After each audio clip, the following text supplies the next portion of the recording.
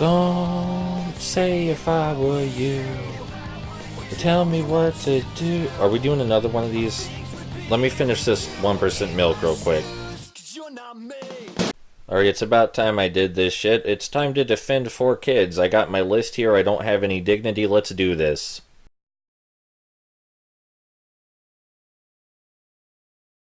So the thing about 4Kids anime adaptations is that they are incredibly unfaithful, but that's because you were never supposed to know they were anime adaptations to begin with. 4Kids just wanted your animation. They didn't want the rest of your show, they just wanted your animation to make their own show on top of. Which may seem kind of disrespectful, but it is what it is. They purchased a Saturday morning cartoon programming block and then they had to populate it, so they bought a bunch of foreign animation licenses. Of course you're familiar with their other programming which was original, but they also tried to pass off the foreign animation as their own original programming. That was the idea. You were never supposed to know or care that it came from Japan in the first place. After all, they already had great luck with Cubics and Pokemon, so why would they stop there? And their success continued. And that brings me quite neatly to my second point.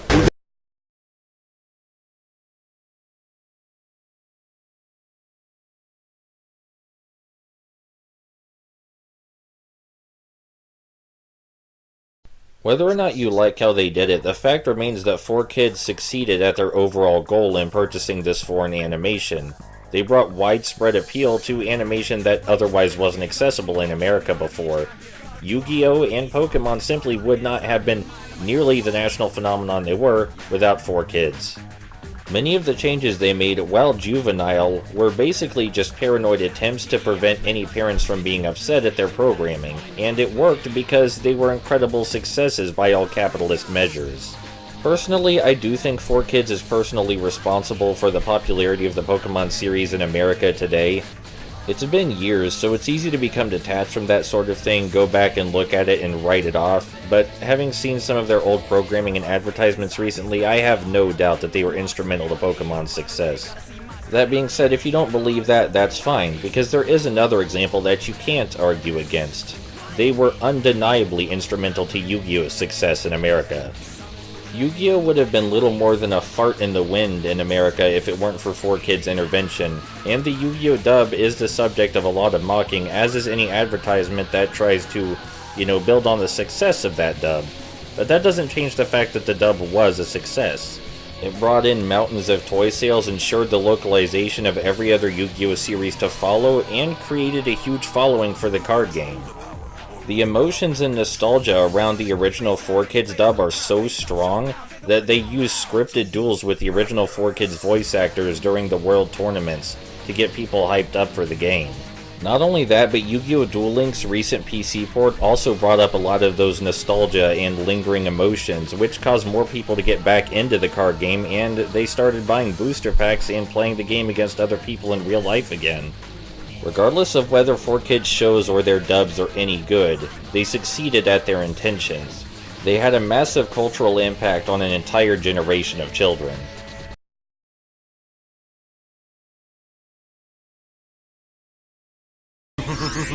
How amusing. The same best friends who would do anything to help each other have now become arch rivals, pitted against each other in a desperate match that can boast but a single winner. What a splendid show this should make. All right, Joey, you asked for my best, and I intend to give it. Yugi, I won't insult you by giving you anything less than my all. I'm gonna come at you hard right from the start. How'd it come to this, after all we've been through? Two of a pair, now on opposite sides.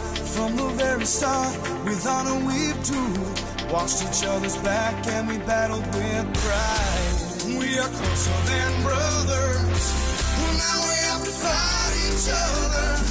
And we trust our fate to the heart of the cards. No matter what, let the game begin.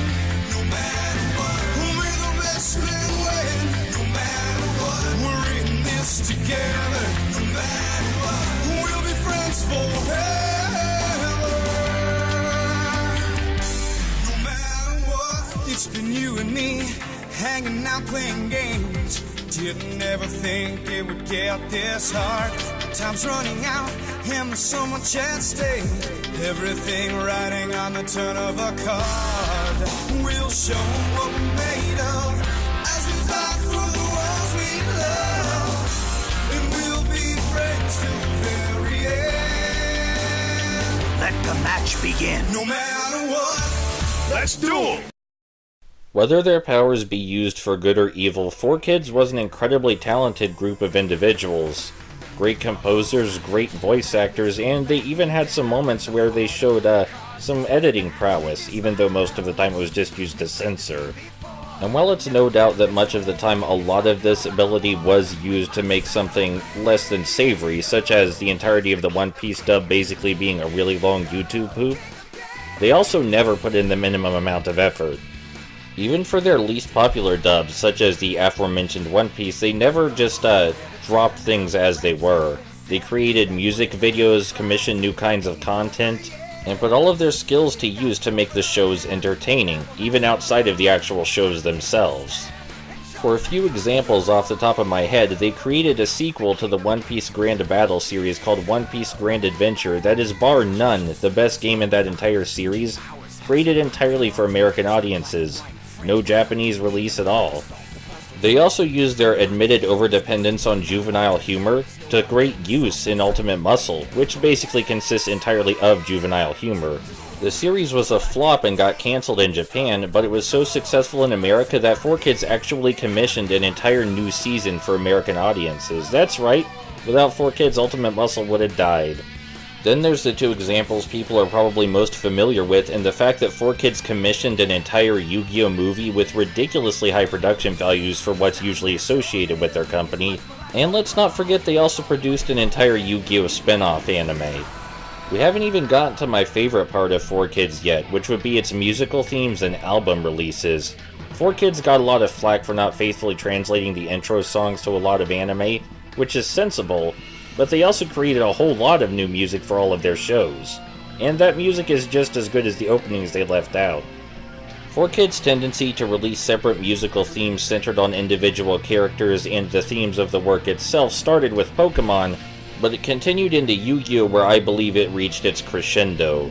It's easy to make fun of the two Yu-Gi-Oh! Albums, Music to Duel By and the original movie soundtrack, but if you listen to the lyrics and pay close attention to the production values of the songs, it's clear that 4Kids actually gave a shit about the characters and the show they were producing. Now, did artistic integrity take second place to marketability? Well, no shit. That's what capitalism is, that's how that works.